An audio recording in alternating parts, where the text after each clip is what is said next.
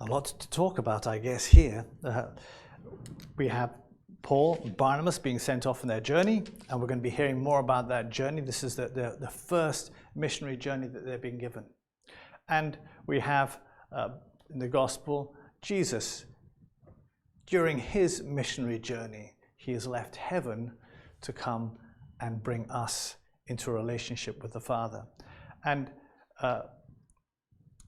what we have here is a summary of, there's nothing new in this text that we haven't heard already in John's gospel. It's kind of bringing together, the gospel writer, all these, kind of a summary of what Jesus has already been teaching.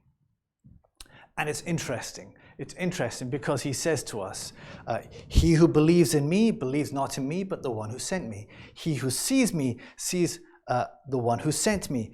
And later on, you'll hear, therefore, what the Father has told me is what I speak. Therefore, to hear me, and he said this in the past, to hear me is to hear the Father.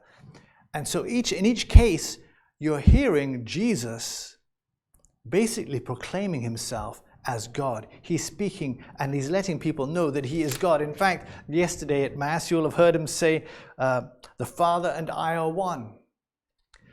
And it's clear in the Gospels that Jesus over and over again, though not doing it explicitly, is still telling people in a very categorical way that he is God. He is not just a great teacher. He is not just a prophet and a miracle worker. No, he is actually God. And if God, then you and I, we need to listen to him. He is not one to be ignored because God himself has descended from heaven and entered into our world and spoken to us. And this isn't the only text where he's done this.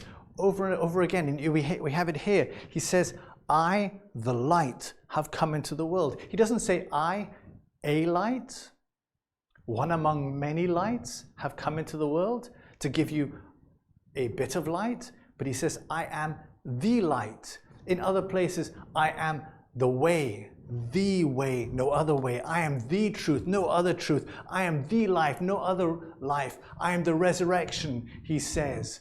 I am the bread of life. He goes on and he's always pointing to himself and saying, using, for grammar's sake, the definite article, the, not a, which is indefinite, could be any one of many, but the. I am the life, the truth, the way, the light. And so he comes into the world, not to condemn, but to save the world. He comes into darkness, this world's darkness, into my darkness and into your darkness. He descends and enters in with light. And he is always there, desiring to give his light, to save. That is what he's here to do. His name, Jesus, means Savior. It does not mean condemner or persecutor. It is Savior. That is why he has come, to save you and I. Whatever your situation is, whatever my situation is, he is able to enter into that situation and save.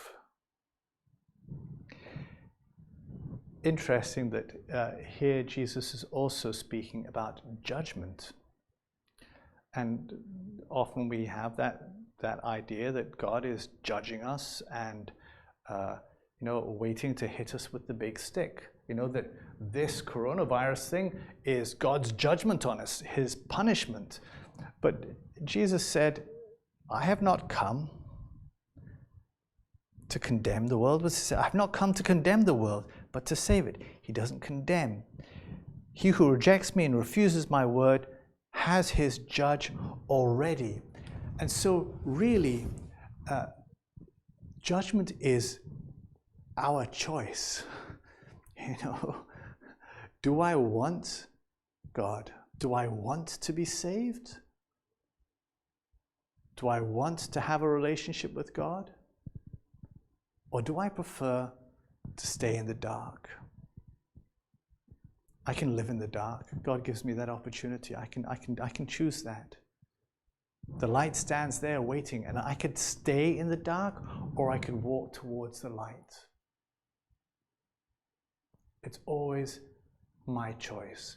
God is love, and the judgment is one of love. And do I respond to love? Love is always choosing you, always.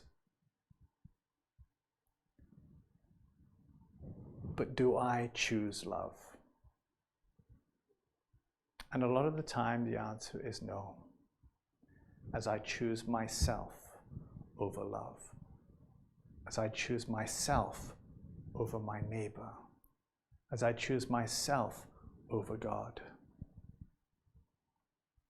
And so I reject that great command, love God above all others and love your neighbor as yourself. And it ends up being me loving myself above all others. So God has become man. He has spoken to us, and he is speaking to us. And he, as he did then, now continues to make that offer to us. The light enters into our darkness if we would allow it. Do we stay in the dark, or do we walk out into the light?